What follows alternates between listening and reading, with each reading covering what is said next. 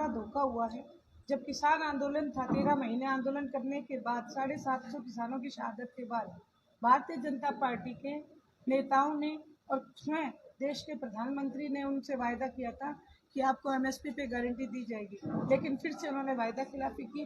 तो किसान किसी भी सूरत में भारतीय जनता पार्टी इसके सहयोगी दल को समर्थन नहीं करती। हरीश जी ने तो बात बोली है, सुनैना जी कितना इत्तेफाक रखते हैं इन बातों से? मैं पूर्ण रूप से इत्तेफाक रखती हूँ, तभी वो आज हमारे साथ हैं, क्योंकि आज वाकई में ही हरियाणा प्रदेश में ना कोई खिलाड़ी छोड़ा, ना कोई जवान छोड़ा, ना किसान छोड़ा।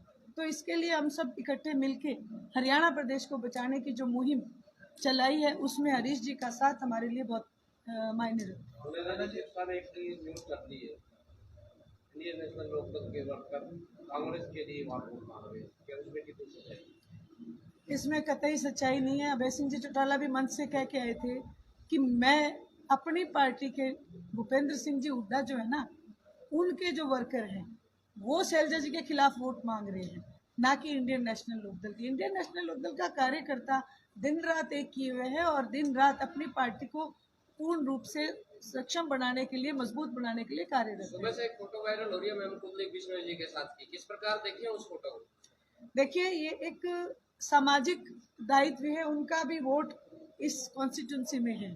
और जब मैं सेक्टर 15 में अपील करने के लिए निकली हुई थी, तो मैंने डोर टू डोर करना शुरू किया था सुबह। तो उसी में इत्तेफाकन कुलदीप बिश्नोई जी भी सामने थे और मैंने जब उनसे कहा कि आपका भी है, मेरा फर्ज बनता है कि मैं वोट मांगूं, तो उन्होंने कहा जी चाय पिलाते हैं, जरूर, कोई बात नहीं, आप हमारे बहन हो।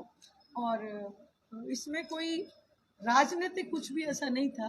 और मैं तो ये चाहती हूँ, चाय तो पिलाई, तो चाय पे चर्चा भी तो हुई होगी, कौन सी खिचड़ी पड़ी है?